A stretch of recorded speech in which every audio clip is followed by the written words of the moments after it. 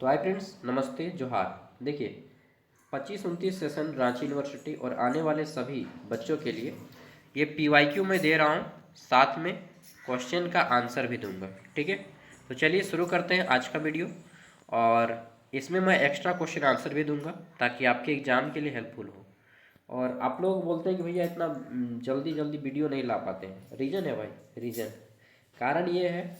सबसे पहला कारण कि एग्ज़ाम एसकेएम दुमका का भी था एक साथ में, कोल्हान विश्वविद्यालय चाईबासा का भी था एक साथ में, और आपका भी एग्ज़ाम एक साथ में। साथ में मेरा फीवर आ गया और हमको कॉलेज भी जाना होता है। ठीक है, कभी कॉलेज कभी घर, तो मैं भी बिजी रहता हूँ। जब भी मुझे टाइम मिलता है मैं आपके लिए वीडियो लाता हूँ। ठीक है, तो बात ये है कि अभी हम एमडीसी जेंडर इक्वलिटी का क्वेश्चन आंसर दे रहे हैं पीवाईक्यू, और पूरा का पूरा नोट्स ज्ञान सागर ऐप पे अपलोड है, अंडरस्टैंडिंग इंडिया का अपलोड है, इंडियन नॉलेज सिस्टम का अपलोड है। ठीक है, एईसी पेपर हिंदी इंग्लिश का अपलोड है, सारा कुछ अपलोड है। अगर आपको सब कुछ नोट्स चाहिए पीवाईक्यू के साथ तो आप ज्ञान सागर ऐप इंस्टॉल कर लें। सिर्फ 60 रुपया में आपको कंप्लीट ग्रेजुएशन का वहाँ पे नोट्स मिलेगा। कंप्लीट ग्रेजुएशन सिर्फ 60 रुपया, ओनली 60 रुपीज़। 8 सेमेस्टर के नोट्स मिलेंगे। ठीक है, तो अगर आप इतना खर्चा कर सकते हैं 60 रुपया अपने लिए, तो मैं कहूँगा बेस्ट रहेगा। फिर भी मैं यूट्यूब से आपको हेल्प करता हूँ, वहाँ पे सारे पेपर का नोट्स मिलेगा। ओके, चलिए। हो सकता है आप में से बहुत से लोग हमको फर्स्ट टाइम देख रहे होंगे। तो माय नेम इज़ सागर साहब, और मैंने अपना एमए कंप्लीट कर लिया 2024 में ही, और अभी बीएड कर रहा हूँ, बीएड लास्ट ईयर में है। ठीक है, और मैं यूट्यूब में 2019 से पढ़ा रहा हूँ। चलिए देखते हैं। तो यूट्यूब में जब कोई ग्रेजुएशन का वीडियो नहीं बनाता था उस टाइम पे मैं बना रहा था। आप अगर सर्च करके देखिएगा तो आपको मिल जाएगा। तो हमारा क्वेश्चन है इंट्रोडक्शन टू जेंडर इक्वलिटी। ये टॉपिक है, सब्जेक्ट। 24 से 28 सेशन रांची यूनिवर्सिटी का पूछा हुआ क्वेश्चन पेपर है। Full marks 75। टाइमिंग जो है 3 आवर, और क्वालिफाई करने के लिए आपका 30 मार्क्स लाना होता है।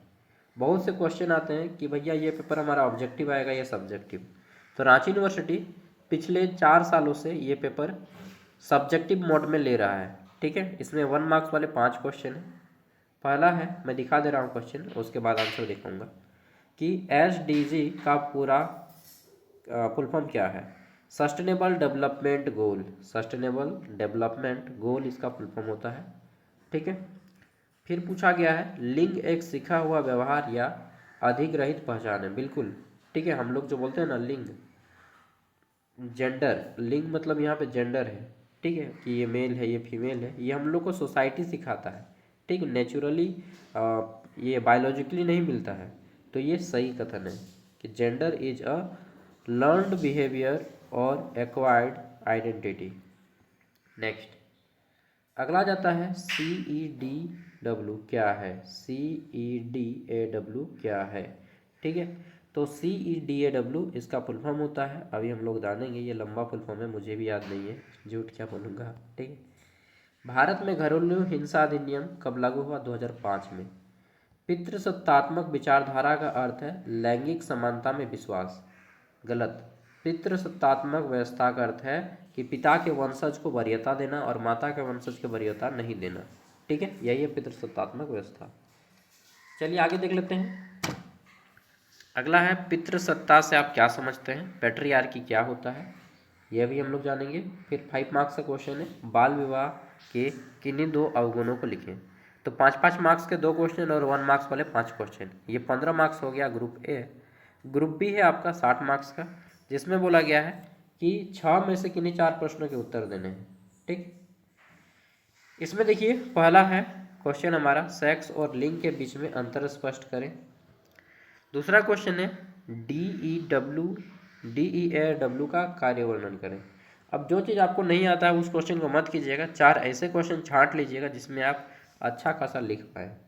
15 मार्क्स के लिए कितना लिखना है, तो 2 खड़ा पन्ना का दोनों साइड। अगर आपकी लिखने की स्पीड कम है तो 1 खड़ा पन्ना का दोनों साइड और दूसरे खड़ा पन्ना का एक साइड, इतना लिखिए कम से कम। ठीक है, समाज में लैंगिक समानता के महत्व का वर्णन करें। अगला है भारत में महिला के संवैधानिक अधिकारों का वर्णन करें। 8वां क्वेश्चन है मीडिया में महिलाओं की भूमिका या प्रतिनिधित्व कैसे किया जाता है, ये बताना है। और 9 नंबर है महिला पर हो रहे घरेलू हिंसा के बारे में संक्षिप्त टिप्पणी लिखना है। तो ये क्वेश्चन था। अब हम लोग चलिए क्वेश्चन आंसर करते हैं। तो पहला क्वेश्चन क्या है, एसडीजी का पूरा नाम, सस्टेनेबल डेवलपमेंट गोल, ये एसडीजी का पूरा है, ठीक, फुल फॉर्म। नेक्स्ट, लिंग एक सीखा हुआ व्यवहार है, समाज से सीखते हैं हम लोग कि तुम पुरुष हो, तुम महिला हो, तुम थर्ड जेंडर हो, तो ये सही है। Next, C E D A W का फुल फॉर्म क्या होता है, तो इसका फुल फॉर्म है convention on the elimination of all forms of discrimination against women, ठीक है, यानी कि महिलाओं के विरुद्ध होने वाले जितने भी हिंसक गतिविधियां हैं, ठीक है, उसमें यह देखरेख करता है। महिलाओं के विरुद्ध सभी प्रकार के भेदभाव और उन्मूलन संबंधी अभिसमय। नेक्स्ट, भारत में घरेलू हिंसा अधिनियम कब लागू हुआ, तो 2005 में भारत में घरेलू हिंसा अधिनियम लागू होता है, ठीक। नेक्स्ट क्वेश्चन है, पितृसत्तात्मक विचारधारा का अर्थ लैंगिक समानता में विश्वास, सही है गलत, तो पितृसत्तात्मक विचारधारा मतलब पिता के वंशज को लेकर चलना, जो कि गलत है, लैंगिक समानता में विश्वास नहीं होता है ये, ठीक है। नेक्स्ट, अब यहाँ से ग्रुप ए के 5 मार्क्स वाले क्वेश्चन आंसर शुरू होते हैं, बट मैं पहले आपको 1 मार्क्स वाले कुछ एक्स्ट्रा क्वेश्चन आंसर कराऊंगा, उसके बाद लॉन्ग आंसर में लेके जाऊंगा, ठीक है। तो चलिए एक्स्ट्रा क्वेश्चन आंसर करते हैं पहले। यहाँ से हमारा एक्स्ट्रा शुरू होता है, क्योंकि 5 मार्क्स का आपका ये भी आएगा और शायद 10 मार्क्स का भी आ सकता है इस बार से। क्वेश्चन है हमारा, यूनिसेफ का फुल फॉर्म क्या है, तो यूनाइटेड नेशन चिल्ड्रेंस फंड कहा जाता है, ठीक है। संयुक्त राष्ट्र बाल कोष, संयुक्त राष्ट्र बाल कोष इसको हिंदी में कहते हैं।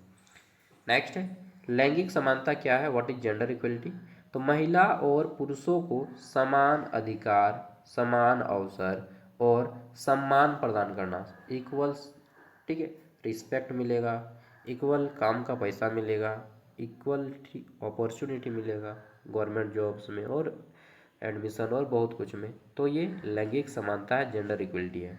नेक्स्ट आता है हमारा यहाँ पे, भारत में लड़कियों के विवाह की आयु क्या है, तो 18 वर्ष रखी गई है विवाह की आयु, गर्ल्स की marriage. What is the legal age for marriage for girls in India, तो ये हो जाएगा 18 ईयर।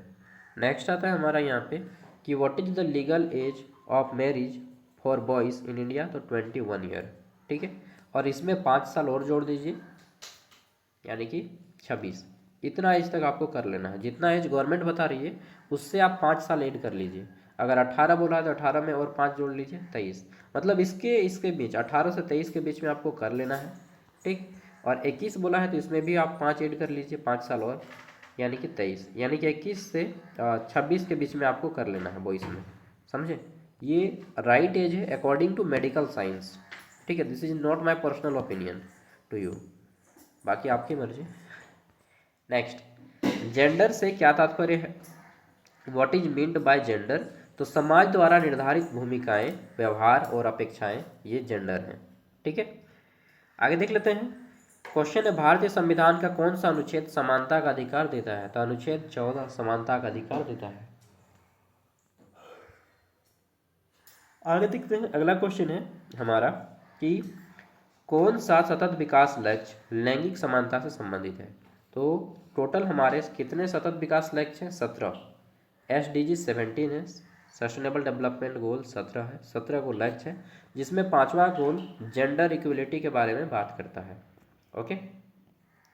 नेक्स्ट आता है हमारे यहाँ पे, पॉस एक्ट का पूरा नाम क्या है, पॉस एक्ट, देखिए पॉस जो है इसका फुल फॉर्म है prevention of sexual harassment of women at work place, यानी कि कोई महिला जहाँ पे काम करने जाती है, कोई स्कूल हो गया, ऑफिस हो गया, ठीक है, मॉल हो गया, तो वहाँ पे कोई भी लड़का या बॉयज़ अगर आपको सेक्सुअल हरासमेंट करने का कोशिश करता है, ठीक है, तो इसको पॉक्सा एक्ट के तहत उसको दंड दिया जाता है, क्या दिया देता है, दंड, सॉरी बीच बीच में मैं बंगाली और खोटा घुसा देता हूँ, तो उसको दंड दिया जाता है पॉक्सा एक्ट के तहत, अगर कोई महिला को उसके कार्यस्थल पे कोई पुरुष यौन शोषण करने का सोच रहा है तो, समझते हैं ना, यौन शोषण समझते होंगे सब, तो 18 ईयर प्लस ही हैं।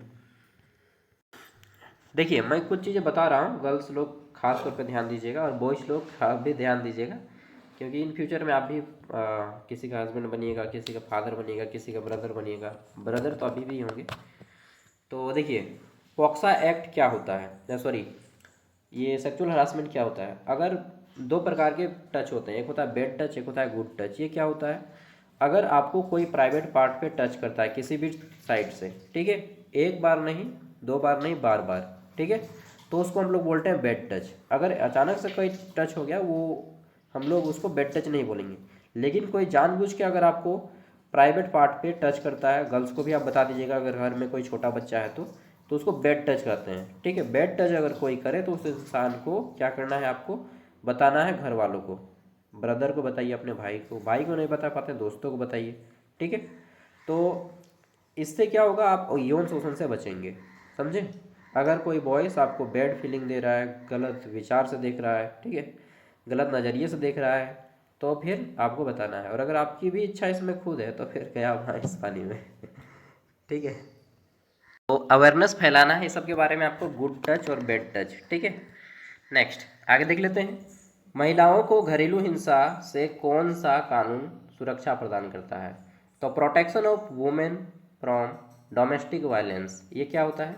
घरेलू हिंसा अधिनियम 2005 के तहत अगर आपकी सास, आपके घर का कोई सदस्य, ठीक है, आप बोलिएगा या भैया आप तो महिलाओं को भड़का रहे हैं, लड़कियों को बॉयज लोग, नहीं नहीं, भड़का नहीं रहा हूँ, मैं रियलिटी बता रहा हूँ। अगर कोई बोलता है कि दहेज लाओ, या दहेज के नाम पे, ठीक है, किसी भी नाम पे अगर आपको जान से मारने की धमकी देती है, ठीक, तो आपको ये घरेलू हिंसा अधिनियम कहा जाता है। या फिर बहुत ज़्यादा मारपीट करते हैं घर वाले, एक दो झाप लगाएंगे उसका कोई हम नहीं बोल रहे हैं, लेकिन बहुत ज़्यादा मारपीट कर रहे हैं, जान से मारने की धमकी दे रहे हैं, ठीक है, तो इसको हम लोग घरेलू हिंसा कहते हैं, डोमेस्टिक वायलेंस कहते हैं। और इसके तहत आप जो है थाने में केस भी करवा सकते हैं, ओके। तो ये सब का भी ध्यान रखना है कि आपका कोई शोषण ना कर पाए। नेक्स्ट, CEDAW का मुख्य उद्देश्य क्या है? इसको हम लोगों ने अभी जाना है, कन्वेंशन ऑफ, क्या था फुल फॉर्म, देख लीजिएगा। तो इसके तहत महिलाओं के विरुद्ध सभी प्रकार के भेदभावों को समाप्त करना है, ठीक है। नेक्स्ट, राष्ट्रीय महिला आयोग की स्थापना कब होती है? तो भारत में महिलाओं के अधिकार के लिए राष्ट्रीय महिला आयोग की स्थापना की गई है, और 31 जनवरी 1992 में इसकी स्थापना की गई, 31 जनवरी 1992, ठीक। NCW कहा जाता है इसको, नेशनल कमीशन फॉर वुमेन्स, ठीक है, national commission for women, national commission for women, राष्ट्रीय महिला आयोग, ठीक। नेक्स्ट, इसकी स्थापना कब होती है? 1992 में। राष्ट्रीय महिला आयोग का मुख्य कार्य क्या है? महिलाओं के अधिकार की रक्षा करना और उनके हितों की रक्षा करना। झारखंड राज्य महिला आयोग के गठन कब होता है? तो वर्ष 2001 में झारखंड राज्य महिला आयोग का गठन होता है। कब? 2001 में, ओके। नेक्स्ट, झारखंड राज्य महिला आयोग का मुख्य कार्य क्या है? तो देखिए, जिस तरह से भारत में राष्ट्रीय महिला आयोग है, उसी तरह से झारखंड में भी राज्य महिला आयोग है, ताकि झारखंड राज्य की महिलाओं का शोषण न हो सके। प्रत्येक राज्य में एक महिला आयोग है, ओके, क्योंकि हमारा राज्य 2000 में बना है, तो 2001 में ये बन गया, एक साल बाद। तो झारखंड राज्य महिला आयोग का मुख्य काम क्या है? महिलाओं के शिकायतों का समाधान करना तथा उनके अधिकारों की रक्षा करना। नेक्स्ट आता है, राष्ट्रीय महिला दिवस कब मनाया जाता है? तो 8 मार्च को अंतर्राष्ट्रीय इंटरनेशनल, हम लोग क्या मनाते हैं? वुमेंस डे, ठीक है, अंतर्राष्ट्रीय इंटरनेशनल वुमेंस डे, अंतर्राष्ट्रीय महिला दिवस। ये सब आपको 1 मार्क्स में भी आएगा और आपके कॉन्सेप्ट को स्ट्रॉन्ग करेगा, ताकि आप एग्जाम में अच्छे से आंसर कर पाएँ। अगला है, महिलाओं के अधिकार, समानता और सशक्तिकरण को बढ़ावा देने के लिए अंतर्राष्ट्रीय महिला आयोग मनाया जाता है। अगला आ जाता है, अंतर्राष्ट्रीय महिला दिवस को विश्व स्तर पर कौन सा संगठन प्रोत्साहित करता है? तो यूनाइटेड नेशन, संयुक्त राष्ट्र संघ इसको प्रोत्साहित करता है। नेक्स्ट है, भारत में राष्ट्रीय बालिका दिवस कब मनाया जाता है? तो 24 जनवरी को राष्ट्रीय बालिका दिवस मनाया जाता है, ठीक। अगला है, बेटी बचाओ बेटी पढ़ाओ अभियान का मुख्य उद्देश्य क्या है? तो देखिए, ये अभियान शुरू किया गया था 2014 में, बेटी बचाओ बेटी पढ़ाओ, ठीक। मोदी जी ने गलती से बोल दिया था बेटी बचाओ बेटी पढ़ाओ, ठीक है, तो फिर बहुत बवाल हुआ था उसमें कि भाई ये कोई स्लोगन अच्छे से नहीं बोल सकते हैं, क्या प्रधानमंत्री बनेगा रे तू। तो बालिकाओं की सुरक्षा, शिक्षा और सशक्तिकरण को बढ़ावा देना, ठीक है, ये बेटी बचाओ बेटी पढ़ाओ अभियान के तहत आता है। नेक्स्ट, अगला क्वेश्चन है, 35 क्वेश्चन है टोटल। महिला एवं महिला आयोग से जुड़े महत्वपूर्ण एक 1 मार्क्स वाले क्वेश्चन।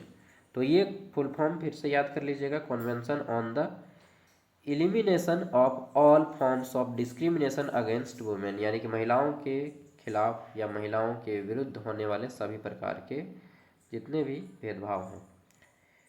CEDAW को संयुक्त राष्ट्र द्वारा किस वर्ष अपनाया गया? तो ये 1979 को अपनाया जाता है। अगला क्वेश्चन है हमारा, भारतीय संविधान का कौन सा अनुच्छेद कानून के समक्ष समानता देता है? तो अनुच्छेद 14 कानून के समक्ष हमें समानता देता है। क्वेश्चन है हमारा, भारतीय संविधान का कौन सा अनुच्छेद लिंग के आधार पर भेदभाव को प्रतिबंध करता है? तो अनुच्छेद 15 लिंग के आधार पर भेदभाव को रोकता है। ओके, नेक्स्ट, सरकारी नौकरी में समान अवसर का प्रावधान किस अनुच्छेद में है? तो अनुच्छेद 16 में है। ठीक, ताकि सभी को सरकारी नौकरी में महिला हो या पुरुष समान अवसर मिल सके। घरेलू हिंसा में महिलाओं का संरक्षण अधिनियम किस वर्ष लागू हुआ? तो 2005 में ये लागू होता है, घरेलू हिंसा एक्ट या अधिनियम। बेटी बचाओ बेटी पढ़ाओ योजना का प्रमुख क्रियान्वयन किस मंत्रालय करता है? तो ये मंत्रालय जो करती है उसका नाम है महिला एवं बाल विकास मंत्रालय। ठीक है, आपको मालूम है अलग अलग प्रकार के मंत्रालय बने हुए हैं, तो महिला और बाल विकास मंत्रालय जो है ये जितने भी लेडीज से संबंधित प्रॉब्लम्स हैं या स्कीम्स है वो सब सॉल्व करती है। ठीक है, लैंगिक समानता किस सतत विकास लक्ष्य से संबंधित है? तो लैंगिक समानता सस्टेनेबल डेवलपमेंट गोल 5 से संबंधित है, ये सब याद कर लीजिएगा, क्वेश्चन पूछा हुआ है। ठीक, भारत में राष्ट्रीय महिला दिवस कब मनाया जाता है? तो भारतीय वो इंटरनेशनल है 8 मार्च वाला, भारत में 23 फरवरी सरोजिनी नायडू की जयंती पे मनाया जाता है। सरोजिनी नायडू को भारत का कोकिला कहा जाता है, स्वर कोकिला सरोजिनी नायडू। ठीक, अंतर्राष्ट्रीय महिला दिवस 8 मार्च याद कर लीजिएगा। भारत की प्रथम महिला राष्ट्रपति प्रतिभा देवी सिंह पाटिल, भारत की प्रथम महिला प्रधानमंत्री श्रीमती इंदिरा गांधी, भारत की वर्तमान जो हमारे प्रेसिडेंट है वो भी एक राष्ट्रपति है श्रीमती द्रौपदी मुर्मू। ठीक, और भारत सरकार का कौन सा मंत्रालय महिलाओं के कल्याण एवं सशक्तिकरण के लिए कार्य करता है? तो महिला एवं बाल विकास मंत्रालय। ये 1 मार्क्स वाले यहाँ पे कंप्लीट होते हैं। ठीक है, अब हम लोग चलते हैं लॉन्ग आंसर टाइप में, तो चलते हैं लॉन्ग ड्राइव में। देखिए ये 1 मार्क्स वाले हैं, आपका ही सिलेबस नीलांबर पीताम्बर विश्वविद्यालय पलामू फॉलो करता है और वहाँ पे 25-29 सेशन का ये पेपर ऑब्जेक्टिव आया था। ठीक है, तो आप लोग का सब्जेक्टिव आएगा, वैसा डरने वाली बात नहीं है। ठीक है, क्वेश्चन है पितृसत्तात्मकता से आप क्या समझते हैं? पितृसत्ता एक ऐसी सामाजिक व्यवस्था है जिसमें पुरुष को महिलाओं की अपेक्षा अधिक अधिकार दिया जाता है पुरुषों को। ठीक है, पुरुष के पास ज़्यादा अधिकार होते हैं, ज़्यादा शक्तियाँ होती हैं उनके पास, निर्णय लेने का सभी स्थान पुरुषों को प्राप्त होता है।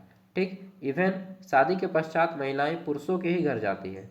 तो जिस व्यवस्था में पुरुष के वंशज को लेकर चला जाता है, ठीक, इस व्यवस्था को पितृसत्तात्मकता कहते हैं। इस व्यवस्था में परिवार, समाज, राजनीति तथा अर्थव्यवस्था के अधिकांश महत्वपूर्ण निर्णय पुरुषों द्वारा ही लिए जाते हैं।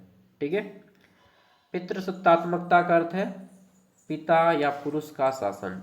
ओके, इसमें महिलाओं की भूमिका बहुत कम मानी जाती है, उन्हें शिक्षा, रोजगार, संपत्ति के नेतृत्व में बराबर नहीं समझी जाती है और यह व्यवस्था लैंगिक असमानता को बढ़ावा देती है। कई जगह तो देखा जाता है कि महिलाओं को ज़्यादा पढ़ाया भी नहीं जाता है, कहा जाता है कि ज़्यादा पढ़ लेंगी तो ये सर पे चढ़ जाएंगे। ठीक है, तो ये कुछ मतलब कुछ धर्मों में होता है, मैं नाम नहीं लूँगा, लेकिन कुछ हिंदू धर्म में भी होता है, कुछ इस्लाम धर्म में भी होता है। ठीक है, सिख धर्म और बौद्ध धर्म, जैन धर्म में ऐसा नहीं है, लेकिन हिंदू और इस्लाम धर्म में खास तौर पे ये कुरीतियाँ पाई गई हैं कि महिलाओं को ज़्यादा शिक्षा मत दो वरना ये सर पे चढ़ जाएंगी। तो ये भी एक पितृसत्तात्मक व्यवस्था का बुराई भी है। ठीक है, जबकि वो क्या करती हैं, अगर हेल्प पढ़े लिखे रहेंगे तो वो आपके फैमिली को ही सपोर्ट करेंगे। तो ये आदमी नहीं समझता है, लेकिन वर्तमान समय में ऐसा आदमी समझने लगा है। ठीक है, पितृसत्ता के कारण महिलाओं के अधिकार का हनन होता है, बाल विवाह होता है उनका। ठीक, समय से पहले विवाह दे दिया, दहेज लिया जाता है। ठीक, घरेलू हिंसा होता है, शिक्षा से वंचित किया जाता है और रोजगार में भी उनकी भागीदारी नहीं के बराबर है।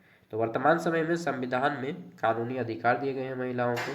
ठीक है, ये सब लिख दीजिएगा, 5 मार्क्स का ही, ज़्यादा नहीं लिखना है।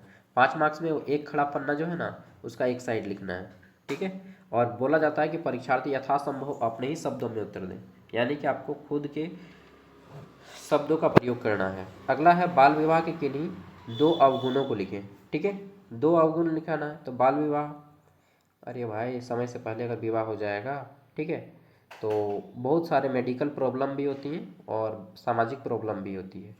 बाल विवाह वह है जिसमें लड़की कानूनी आयु यानी कि 18 वर्ष से कम, ठीक है, होती है और उनका शादी कर दिया जाता है।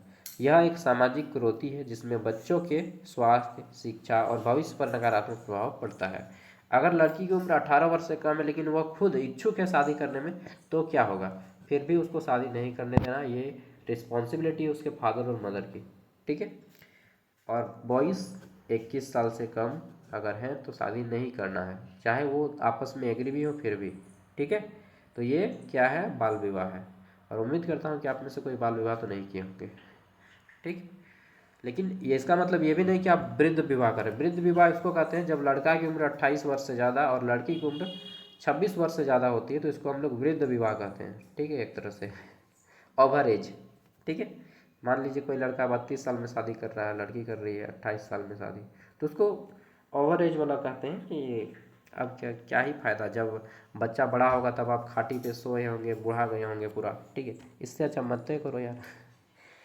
चलिए आगे देख लेते हैं। तो बाल विवाह समझ गए। हाँ, बाल विवाह के 2 प्रमुख अवगुण हैं। पहला, स्वास्थ्य पर प्रभाव पड़ता है। जैसे कम उम्र में शादी हो गया, माँ बनेगी तो उसका क्या होगा? हीमोग्लोबिन कम रहेगा। हीमोग्लोबिन कम रहेगा तो माँ और बच्चा दोनों पे खतरा रहेगा। दूसरी बात कि उसका विकास, शारीरिक विकास रुक जाता है, मानसिक विकास रुक जाता है, पढ़ाई लिखाई छूट जाता है। ठीक है, तो शिक्षा और भविष्य पे भी ये संकट आता है। और खेलने कूदने की उम्र में या पढ़ने लिखने की उम्र में उसका शादी हो जाता है तो वो घर के बंधनों में जकड़ के रह जाती है। ठीक है, अब देखिए मैं यहाँ पे आपको, अगर आपको ये सारा पीडीएफ चाहिए जो भी मैंने बताया, एमडीसी पेपर हो गया, इंडियन नॉलेज सिस्टम पेपर हो गया, इन जो भैक पेपर है अंडरस्टैंडिंग इंडिया उसका पेपर हो गया, एईसी पेपर हो गया, सेमेस्टर 2, 3, 4, 5, 6, 7, 8 सब का नोट्स चाहिए तो आपको ज्ञान सागर ऐप इंस्टॉल करना होगा। चलिए मैं ऐप के बारे में 2 मिनट बताऊंगा, आप लोग देख लीजिए, पसंद आएगा तो खरीदिएगा, नहीं पसंद आएगा तो मत खरीदिएगा। ठीक है, देखिए ये है ज्ञान सागर ऐप। इसका लिंक आपको वीडियो का डिस्क्रिप्शन में मिल जाएगा। प्ले स्टोर में भी अगर आप सर्च करेंगे तो ज्ञान सागर ऐप आपको मिल जाएगा। इसी चैनल के नाम पे इस ऐप का नाम रखा गया है ज्ञान सागर। ठीक है, और हम लोग 2019 से वर्क कर रहे हैं। ज्ञान सागर ऐप इंस्टॉल कर लेने के बाद आपका इस तरह से आएगा जोहार। जोहार झारखंड में नमस्कार का जोहार बोलते हैं, आप सबको मालूम होगा। पढ़ो अपने हक के लिए लड़ो, बिरसा मुंडा का फोटो आएगा। ठीक है, क्योंकि हमारे राज्य में बिना लड़े पढ़ने से भी कोई फ़ायदा नहीं है। उसके बाद ऐप आपका ऑटोमेटिकली खुल के यहाँ पे रुक जाएगा। अब आपको यहाँ पे क्लिक करना है क्रिएट एन अकाउंट। ठीक है, इस पर जैसे ही क्लिक करेंगे तो आपके सामने फुल नेम और फ़ोन नंबर डालने का आएगा। फुल नेम और फ़ोन नंबर डालिएगा, फिर से आपको क्रिएट एन अकाउंट पे क्लिक करना है। यहाँ पे जैसे ही आप क्लिक करेंगे ना क्रिएट एन अकाउंट, तो क्या होगा, आपका ऐप OTP आएगा, डालिएगा, ओपन हो जाएगा, इस तरह से खुल जाएगा। अब आपको आना है यहाँ पे ऑल कोर्स में। कहाँ पे आएंगे? ऑल कोर्स में आएंगे। ठीक, ऑल कोर्स में आने के बाद क्या होता है कि आपका ऐप इस तरह से खुल जाएगा, सभी कोर्स दिखाई देंगे आपको। आपको तीसरे नंबर पे दिखाई देगा रांची यूनिवर्सिटी। आपको ये वाला बाय नाउ पे क्लिक करना है, 60 रुपया ऑनलाइन पेमेंट करना है। जो लोग फ़ोन पे नहीं चलाते हैं वहाँ पे QR कोड भी मिल जाएगा, किसी को भी पेमेंट करने बोलिएगा QR कोड से तो कर लेंगे। और एक ही रहता है UPI से डायरेक्टली पेमेंट हो जाएगा। जो लोग फ़ोन पे, गूगल पे, अमेजन पे, भीम, पेटीएम कुछ भी चलाते हैं। ठीक है, तो बाय नाउ से क्लिक करके आप ले लीजिएगा। आपका ये कोर्स 4 साल के लिए फ्री हो जाएगा। देखिए यहाँ पे लिखा है this course is valid for 4 year. उसके बाद आपका ऐप इस तरह से आएगा स्टार्ट लर्निंग। ठीक है, क्या आएगा? स्टार्ट लर्निंग आएगा। यहाँ पे फिर आप सेमेस्टर 1 पे क्लिक कीजिए और फिर आपको जो पेपर देखना है आप देखिए। ठीक है, सेमेस्टर 1 क्लिक कीजिए, आपको जो भी पेपर देखना है। ठीक है, मान लीजिए आपको MDC पेपर देखना है, MDC पे क्लिक करेंगे। ठीक, और व्यू पे क्लिक करेंगे तो आपका पेपर खुलने लगेगा। अगर खुलने में ज़्यादा टाइम लगेगा तो ये तीर का निशान आपको शो करेगा, इस पर क्लिक करेंगे तो आपका PDF फ़ोन पे डाउनलोड हो जाएगा। ये सब कुछ है सिर्फ 60 रुपया में। कितने साल के लिए? 4 साल के लिए। कंप्लीट ग्रेजुएशन का नोट्स आपको पहले ही मिल जा रहा है सिलेबस के साथ, और गाइडेंस भी मैं यूट्यूब में कर रहा हूँ। फिर भी अगर लगता है कि 60 रुपया महंगा है, हम अपने पढ़ाई में क्यों खर्चा करें 60 रुपया, तो मत कीजिए भाई। ठीक है, चलिए, लेकिन हाँ मैं कहूँगा इतना सस्ता प्राइस रखा हूँ ताकि हर आदमी अफोर्ड कर सके, बाकी आपकी मर्जी। नेक्स्ट दोस्तों देखते हैं कि सेक्स और जेंडर के बीच क्या अंतर है। ठीक है, देखिए दो प्रकार का होता है ये वर्ड। ये होता है, इसका मतलब होता है पुरुष और महिला, ठीक है। एक होता है ये, इसका मतलब वो वाला होता है, ठीक है। तो बोलने की ज़रूरत नहीं, आप समझ गए होंगे। देखिए यहाँ पे होता है आपका सेक्स और जेंडर। ये जो होता है ना, ये मेडिकली होता है। जब हम किसी को बोलते हैं कि आपका सेक्स क्या है, तो वो मेल या फीमेल बताएंगे, ठीक है। लेकिन जब हम बोलते हैं जेंडर, आपका जेंडर क्या है, तो जेंडर समाज के द्वारा निर्मित किया गया है, ठीक है, कि ये महिला है, वो पुरुष है। जेंडर क्या है आपका, सोसाइटी के द्वारा निर्मित किया गया है, ठीक है। तो ये बायोलॉजिकल टर्म है और ये सोसाइटी के द्वारा दिया गया है। और जो सोसाइटी दिया है उसमें क्या है, भिन्न भेदभाव है, ठीक है। ये पुरुष है, इसको कम नहीं मिलेगा, इसको ज़्यादा मिलेगा। ये महिला है, इसको कम मिलेगा। सेक्स और जेंडर दोनों अलग अलग अवधारणाएं हैं। सेक्स जैविक यानी कि बायोलॉजिकल है, ठीक है, जबकि जेंडर समाज द्वारा बनाया गया है, ठीक है। इसमें अंतर क्या है मुख्य रूप से, तो सेक्स जन्म से प्राप्त जैविक विशेषता है, जबकि जेंडर समाज के द्वारा बनाया गया संस्कृति की नियम कानून महिलाओं के लिए जो बनाती है वो जेंडर के तहत आती है। सेक्स में परिवर्तन सामान्यतः संभव नहीं है। कोई पुरुष महिला कैसे बन सकता है, या कोई महिला पुरुष कैसे बन सकता है, सर्जरी के बाद भी नहीं बन सकता, तो ये असंभव है। जबकि जेंडर की भूमिका समय समाज और संस्कृति के अनुसार बदल सकती है, ठीक है। लेकिन समाज में कहीं पे महिलाओं को अच्छा खासा रिस्पेक्ट मिलता है, जेंडर को, गर्ल्स को भी, और कहीं पे नहीं भी। तो यानी कि ये जेंडर की भूमिका जो है समाज, समय, स्थान, ठीक है, शिक्षा व्यवस्था पे डिपेंड करता है। सेक्स का आधार शारीरिक संरचना है, जबकि जेंडर का आधार समाज और मान्यताओं से जुड़ा हुआ है। सेक्स पुरुष और महिला की जैविक पहचान है, बायोलॉजिकल है, ठीक है। जबकि जेंडर क्या है, उनके जो दायित्व होते हैं कि पुरुष के क्या दायित्व है, महिला क्या दायित्व है, तो वो जेंडर कहलाएगा। समझ गए। इस प्रकार आप और भी विस्तार से अपने बारे में मतलब सोच सोच के लिख सकते हैं इनके बारे में, ठीक, इस टॉपिक के ऊपर। देखिए मेरा एक रूल है कि मैं जब भी क्लास लेता हूँ 20 से 25 मिनट में एक ब्रेक लेता हूँ 5 मिनट का, क्योंकि हमारी आंखें जो है 20 से 25 मिनट के बाद लगातार स्क्रीन को देखने के बाद जो है ना थक जाती हैं। सो दैट कि आपको 5 मिनट का ब्रेक लेना है। इसमें आप पानी पी के आइए, चाहे वॉशरूम से आइए, टॉयलेट करके आइए, कुछ भी कीजिए, लेकिन 5 मिनट अपनी आंखों को रेस्ट दीजिए, माइंड को रेस्ट दीजिए, रिफ्रेश होके आइए, ठीक है। चलिए मैं भी आता हूँ 5 मिनट में, वीडियो को आप भी रोक दीजिए। चलिए नेक्स्ट क्वेश्चन कर लेते हैं। तो अगला क्वेश्चन है हमारा, DEDAW का कार्य बताएं। तो इसका पहले फुल फॉर्म होगा, क्या होगा DEDAW, तो ये है division for the advancement of womens, ठीक है, एडवांसमेंट ऑफ वुमेन, यानी कि संयुक्त राष्ट्र की एक महत्वपूर्ण ये पार्ट है जिसका उद्देश्य महिलाओं के अधिकार की रक्षा करना, ओके, और लैंगिक समानता को बढ़ावा देना, ठीक है, ताकि पुरुष और महिला के बीच में असमानता ना रहे। इसका प्रमुख कार्य क्या है, तो महिलाओं के अधिकार की रक्षा करना, ठीक, और इसके लिए नीतियां तैयार करना, लैंगिक समानता को बढ़ावा देना, ठीक, महिलाओं के विरुद्ध भेदभाव समाप्त करने के लिए सदस्य देश को सहयोग देना। यह एक इंटरनेशनल ऑर्गेनाइजेशन है जिसके तहत कई सारे देश इसके सदस्य हैं। CEDAW के प्रभावी क्रियान्वयन में सहायता करना। नेक्स्ट, ये महिला सशक्तिकरण को जागरूकता देती है। महिला शिक्षा, स्वास्थ्य, रोजगार, राजनीति में भागीदारी, इन सबको बढ़ावा देती है। आप चाहें तो प्रत्येक टॉपिक पे एक एक पॉइंट लिख सकते हैं। शिक्षा के ऊपर एक टॉपिक 5-6 लाइन, स्वास्थ्य के ऊपर 5-6 लाइन, रोजगार के ऊपर 5-6 लाइन, राजनीतिक भागीदारी के ऊपर 5-6 लाइन लिख सकते हैं ना। तो इस क्वेश्चन को आप और भी लंबा कर सकते हैं। नेक्स्ट आता है हमारा, समाज में लैंगिक समानता के महत्व का वर्णन करें, ठीक है। हमारी जो सोसाइटी है इसमें महिला और पुरुष के बीच समानता, ठीक, समान अधिकार हो, समान अवसर मिले, सम्मान प्राप्त हो समान, ये न्यायपूर्ण और विकसित समाज की विकास में आधारशिला मानी जाएगी, ठीक है। या बोल सकते हैं कि एक विकसित सोसाइटी, जो डेवलप्ड सोसाइटी है, ठीक है, उसकी पहचान है जहाँ पे पुरुष और महिलाओं को समान अधिकार मिलते हैं।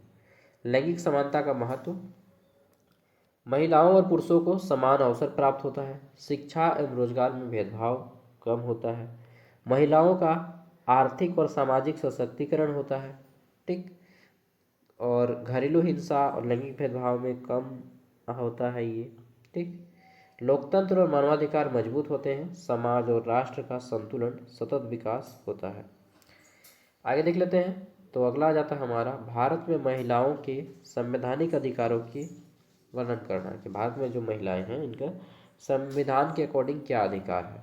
ठीक है, तो भारत में महिलाओं के संवैधानिक अधिकार बताने हैं इसमें। इसमें देखिए, ये आप आर्टिकल याद करना होगा, ये सब अगर आप याद कर लेंगे तो अच्छा रहेगा।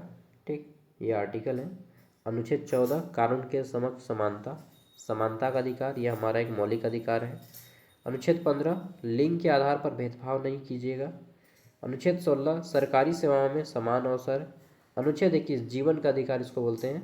ठीक, अनुच्छेद 21 जीवन का अधिकार, जीवन और व्यक्तिगत स्वतंत्रता का अधिकार। अनुच्छेद 39 समान काम के लिए समान वेतन देना। अनुच्छेद 42 मातृत्व राहत एवं मानवीय कार्य परिस्थितियाँ। फिर आ जाता है अनुच्छेद 51 का I, जिसमें महिलाओं के सम्मान की रक्षा करना प्रत्येक नागरिक का कर्तव्य है। ओके, नेक्स्ट आ जाता है मीडिया में महिलाओं का प्रतिनिधित्व कैसे किया जाए। चलिए आगे बढ़ जाते हैं। नेक्स्ट क्वेश्चन है मीडिया में महिलाओं का प्रतिनिधित्व कैसे किया जाना चाहिए। तो देखिए, मीडिया को आजकल गोदी मीडिया कहा जाता है। ठीक है, ओके, गोदी मीडिया मतलब कि किसी विशेष पार्टी पॉलिटिक्स या किसी विशेष समाज या धर्म का सपोर्ट करना और किसी विशेष पार्टी पॉलिटिक्स या समाज के धर्म को विरोध भी करना। ठीक है, तो इसको हम लोग पार्टी पॉलिटिक्स बोलते हैं, गोदी मीडिया बोलते हैं। मीडिया जो है समाज का दर्पण होता है और अधिकार को लड़ने का एक तरीका भी होता है। ठीक, मतलब कोई अगर आपका अधिकार छीन रहा है, गलत कर रहा है, तो उसको लड़ने का तरीका है। लेकिन ये आजकल धूमिल हो गया है। और मीडिया में महिलाओं की छवि का निर्माण में महत्वपूर्ण भूमिका है। अक्सर मीडिया में महिलाएं ही आती हैं।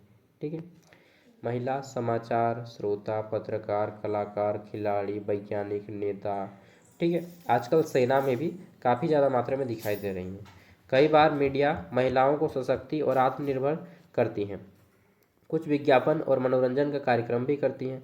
आपको मालूम है छोटा भीम, डोरेमोन, ये सब जो है सब महिला के द्वारा किया गया कैरेक्टर है। ठीक है, शायद आपको नहीं मालूम होगा। नेक्स्ट, महिलाओं पर घरेलू हिंसा का संक्षिप्त विवरण दें, कि महिलाओं पर घरेलू हिंसा किस तरह से होता है। ठीक है, तो देखिए बहुत तरह से होता है। यौन उत्पीड़न होता है, भावनात्मक दृष्टि से, मानसिक दृष्टि, शारीरिक दृष्टि से, सबसे शोषण किया जा सकता है। तो इसके लिए भारत सरकार घरेलू हिंसा अधिनियम 2005 ये एक्ट बनाई। ठीक है, बाकी अगर आपको PDF चाहिए सभी का, इसका भी PDF, तो आपको ज्ञान सागर ऐप इंस्टॉल करना चाहिए। वहाँ पे आपको सभी पेपर का PDF मिलेगा सिर्फ 60 रुपया में। ठीक है, और फिर से तो बोल रहा हूँ दोस्त, 60 रुपये कोई बड़ी चीज़ नहीं होती है। मैं यहाँ पे नहीं आपसे 6000 मांग रहा हूँ 4 साल का। हालांकि 6000 होना चाहिए दाम इस कोर्स का। 4 साल तक कोई ट्यूशन पढ़ाएगा तो 6000 लेगा, लेकिन मैं 60 रुपया ले रहा हूँ। फिर भी नहीं खरीदने का मन है तो इसमें तेरा घाटा मेरा कुछ नहीं जाता है। बाय, जोहार।